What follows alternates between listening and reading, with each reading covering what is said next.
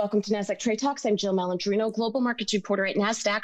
Joining me is Phil Mackintosh, chief economist at Nasdaq, to discuss how the Georgia special election results could potentially impact the market, particularly tech stocks. And Phil, here we are. We have finally gotten past this day, and we're just waiting for the electoral votes to be certified as well. So it seems like there's one more piece of uncertainty that has somewhat been removed.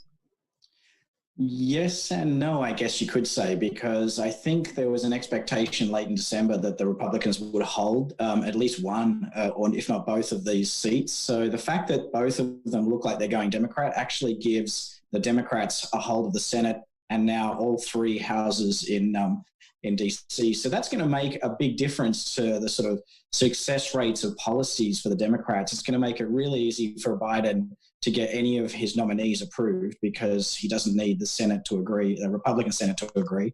But it's not as impactful, I think, as a lot of people feared. So a lot of the more spending-related policies that Biden had in his original plans really need 60 votes from the Senate. And so with only 50 votes in the Senate, it's going to be harder to do some of the big Green New Deal, the tax increases, the increases in spending on stimulus, unless you can get some of the Republicans in the Senate to cross the aisle. And that could still be difficult. So I think that's one reason why the market's not changed as much as maybe people would have thought.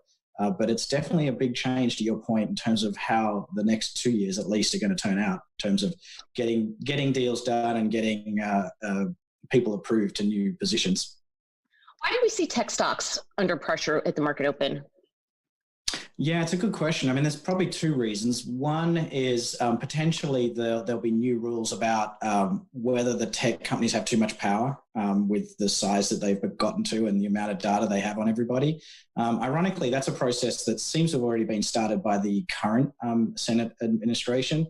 So that's a potential headwind for those companies. But more, I think, when you think about the Democrats being able to increase their spending, and maybe increasing the amount of government debt, what's happened already is the 10-year bond rates have spiked up above 1%, and that's the first time they've been there for over 9 months. So interest rates are starting to go up because there's a general consensus, I guess, that with more stimulus and with more spending and with easier spending, we may get inflation sooner rather than later, or at all rather than not at all.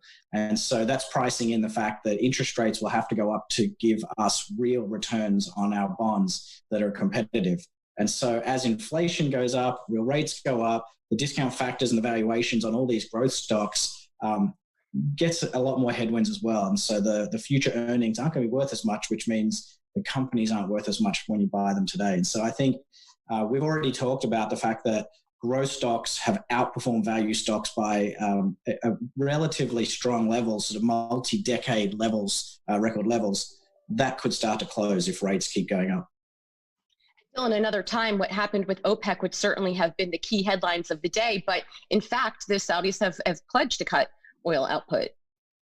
Yeah, but Russia is increasing output. So it's good news just to keep the market steady, because we saw what happened back in March when all of the airlines stopped flying and everybody stopped driving to work, and the demand for oil just fell out of the market and the production doesn't stop as quickly. And we had that expiry in the futures in the US that closed at a negative price just because nobody could work out where to store the oil. Things have normalized, obviously, because the price has rebounded and it's recently been back above $50, which is good for the US frackers, which make up a lot of the high yield bond market here. So it's pros and cons. The increase in the oil price back above $50 is starting to impact inflation a little bit, but it's also making those bond markets a lot more stable.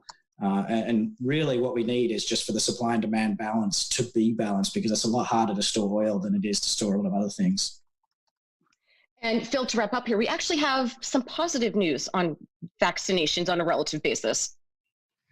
Yeah, I mean, I'm starting to track the vaccinations as well as cases, and hopefully what we start to see is the vaccinations picking up and the new cases starting to fall. The good news, and even though everyone's saying that we've had a slow start in the European and US regions, is we are vaccinating more people than we're seeing new cases. So that's good. But we've seen some of the Middle Eastern countries have a really quick start to vaccinations.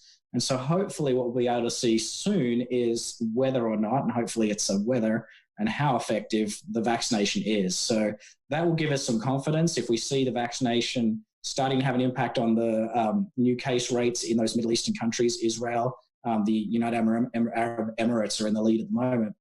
Then we know the vaccine works, and that will make it a lot less uncertain going forward for us, even if we're slower on the rollout. But also we can see that the vaccination pace is growing. So hopefully, if we look at this in another couple of weeks, we'll be seeing a lot more vaccinations and a lot more people, given a week or two for it to start to work, will be safe from coronavirus too. All right, Phil, thanks for joining us on Trade Talks, and thanks for joining me. I'm Jill Malandrino, Global Markets Reporter at Nasdaq.